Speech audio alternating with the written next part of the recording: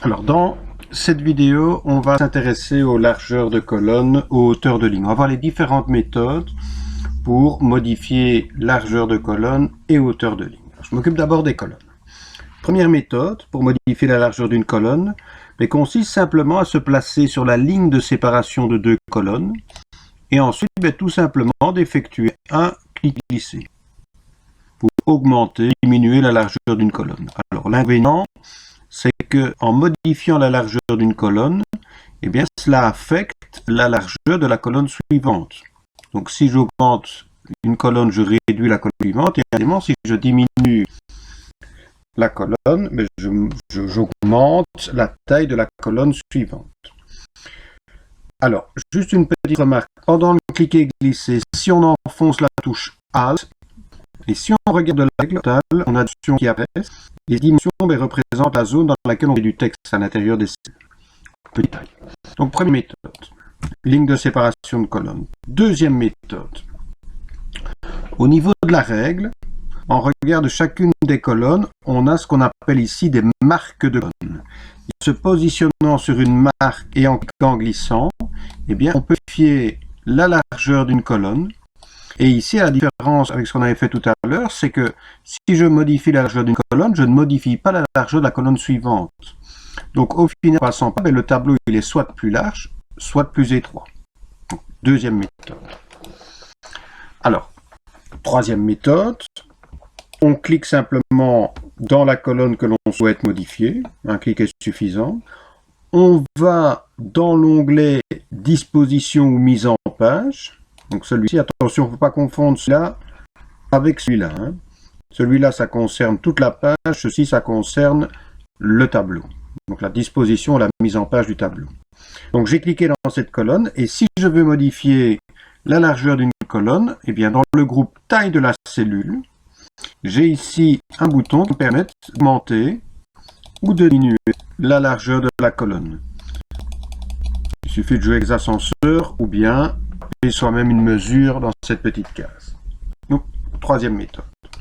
Et enfin, on a une quatrième méthode.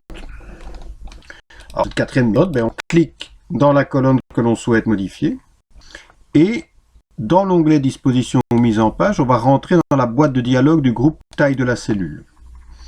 On va ensuite aller dans l'onglet colonne. Et ici, on peut simplement modifier la largeur de la colonne. Alors si on laisse cette option-là, ça revient strictement au même que ce bouton-ci.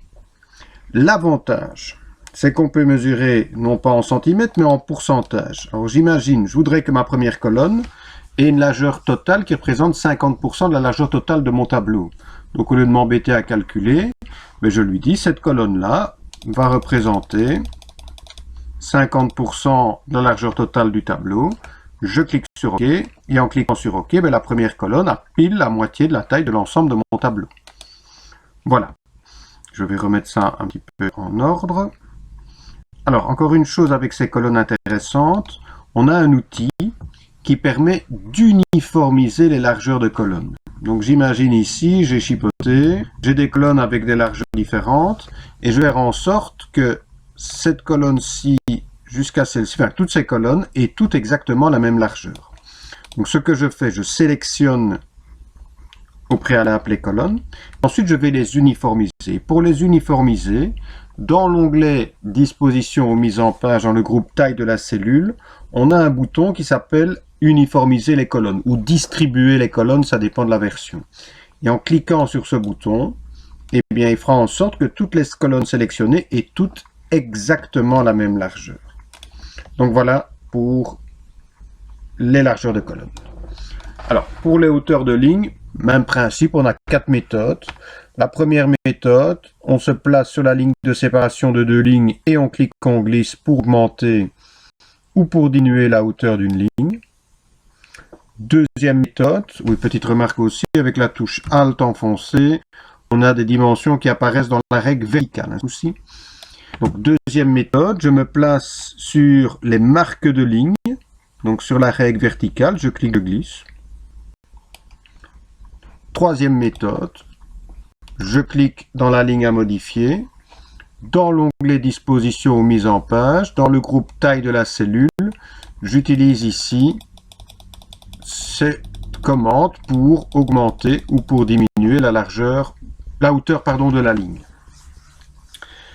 Et enfin, il y a une quatrième méthode qui consiste à rentrer dans la boîte taille de la cellule, à aller dans l'onglet ligne, où on a une zone spécifiée la hauteur, on spécifie une hauteur, et on a ensuite une option hauteur de ligne où par défaut il est mis au moins. Donc si je prends par exemple une hauteur de ligne de 1 cm, et je lui dis de au moins 1 cm, et bien au moins 1 cm, ça veut dire que ma ligne elle aura une hauteur de 1 cm, mais si je tape du texte avec une taille plus importante que 1 cm, donc par exemple une taille en 30-40 points, eh bien automatiquement la hauteur de ligne va s'ajuster en fonction de la taille des caractères. Par contre, si au lieu de au moins je prends fixe, donc une hauteur de ligne fixe de 1 cm, ça veut dire que la hauteur de la ligne sera de 1 cm, quelle que soit la taille des caractères que je vais taper là-dedans. Donc si je tape avec une taille 40, ben tant pis, il y aura une partie des caractères qui seront masqués. Donc voilà le petit avantage de cette boîte. Et je valide en cliquant sur OK. Voilà, donc on a vu comment modifier hauteur de ligne et largeur de colonne. 4 méthodes différentes. Je pense que le plus simple consiste simplement à utiliser le bouton ici. Enfin voilà.